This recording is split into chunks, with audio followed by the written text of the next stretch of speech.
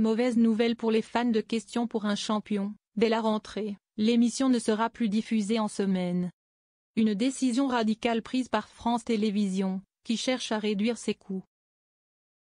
Résultat, Samuel Etienne ne sera plus à l'antenne que 2 jours par semaine, le samedi et le dimanche. Et ce changement a de lourdes conséquences sur ses finances personnelles. Sur Twitch, où il est très actif, le journaliste a réagi sans détour. Dans un live, il a révélé que son salaire allait être divisé par 4. Une chute brutale, assumée avec humour, mais non sans agacement. D'autant qu'il a quitté son CDI récemment pour gagner en liberté. Une liberté qui risque aujourd'hui de lui coûter cher. 75% de revenus en moins pour Samuel Etienne. J'ai perdu 75% de mes revenus télé, a lancé Samuel Etienne à ses abonnés sur Twitch, visiblement très lucide sur la situation. Pour compenser cette baisse drastique, l'animateur a décidé d'investir tous les réseaux sociaux, y compris les plus inattendus. Évidemment que j'ai un compte OnlyFans, les gars. Il faut bien compenser. Je fais feu de tout bois, Twitch, YouTube, TikTok, Instagram, et donc OnlyFans, a-t-il lancé avec ironie. Si son salaire exact n'a jamais été révélé, on sait que son prédécesseur, Julien Lepé, touchait 15 000 € bruts par mois, selon ses dires.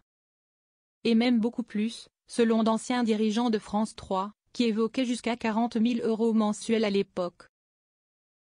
Rien d'étonnant donc à ce que la chute soit rude pour son successeur, d'autant que Question pour un champion est produit par Fremantle, une société externe au groupe, donc plus coûteuse pour la chaîne. L'émission en danger?